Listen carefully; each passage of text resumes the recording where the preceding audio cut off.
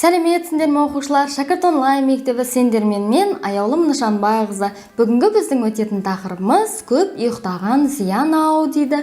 Сабағымыз өте қызықты балалар. Жаңылтпашты жаңылмай айтуға дағдылан.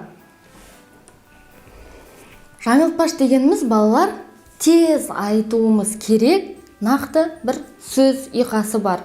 Ал енді айтамыз. Ұйқышыл кісінің ұйқысы, ұйқышыл кісінің ұйқысы күшті. Дәл осылай тез айтамыз. Жай айтып көрейік. Ұйқышыл кісіні ұйқы қысты, ұйқышыл кісінің ұйқысы күшті. Енді тез айтамыз. Ұйқышыл кісінің ұйқы қысты, ұйқышыл кісінің ұйқысы күшті. Міне, жаңылтпаш дегеніміз балалар осылай тез айтылу керек. Сүт қалай ұйықтады? Біздің алдымызға керемет ертегі берілген, соны тыңдайық. Сүт бір күні ұйықтапты. Қатты ұйықтапты. Ұйықтағаны соншалық ұйып қапты. Ойбай, сүт ұйып қапты. Ұйықтап қапты. Қарап отырып, айран бопты, деп ел жұрт қайран қапты. Сүт ұйқысын қоя алмапты. Аттандап жатса оянбапты. Ұйқы дұшпан деген ғой, сүт бір күні іріп қапты. Сүттің мұндай қылығын әжем ғана біліп қапты. Не дерін білмей тұрып қапты. Бұл сүтке ұйқы ұя салыпты, депті де әжем айранды бір дорбаға құя салыпты. Сүт сонда ғана оянып, еңіреп тұрып жылапты. Көзінің жасын бұлапты. Бәлкім жұрттың өсегі, әңгіме ғой кешегі, дорбадан аққан сары су, сүттің көз жасы деседі. Мұныңыз өтірік десең де, ертегіге сиядау, әй дегенмен балалар көп ұйықтаған сиянау дейді. Жалпы, бұл өлеңде не айтылып тұр? Сүт туралы айтылып тұр, я? Сүт ұйықтап қапты. Ұйықтап қалған кезде ұйып қалған екен. Ұйып қалғаннан кейін оны дорбаға салса, көз жасын шығарып тұрып жылаған екен. Ол процесті жалпы балалар сендердің әжелерің, аналарың білуі мүмкін. Сұрап көрсеңдер болады.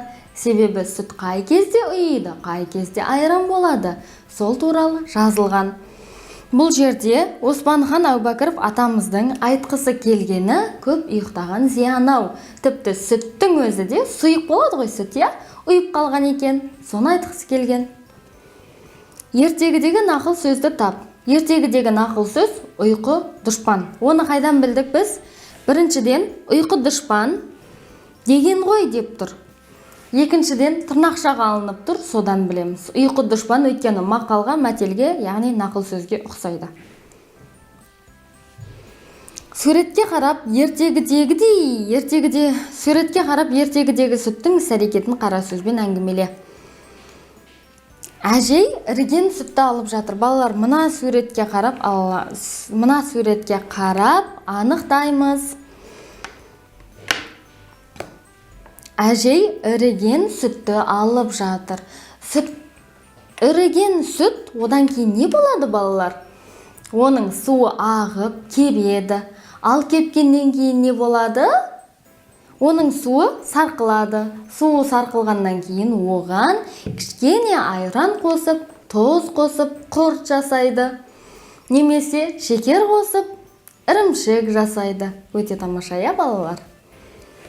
Ертегіден қорытынды ой айтылған жолдарды тап, оған дәлелдер келтір. Әй дегенмен балалар көп ұйықтаған зиянау дейді. Бұл қорытынды ой, я? Демек бізге көп ұйықтаудың зиян екенін білдіріп тұр. Хрестоматиядағы бірінші бөлім ұлттық тағамдар тақырыбына сүйеніп, құрттың қалай жасалатынын біліп алуыңа болады. Біз жаңағы 1-2 минут бұрын осы құрттың жасалу жолын айтып өттік, я балалар? Егерде қаласаңдар, тағы да ізденсеңдер, осы хрестоматия деген кітаптан іздеп тауып алсаңдар болады. Бұл сабақтан не үйрендім? Енді көп ұйықтамаймын дейді. Әрине балалар, көп ұйықтаған барлығымызға зиян, денсаулығымызға кері әсерін береді. Басымыз ауырады, я? Сол себепті көп ұйықтамаймыз. Уақытылы оянамыз, уақытылы ұйықтаймыз. Сонымен балалар, сабағымыз аяқталып қалыпты. Сау, сәлемет болыңдар.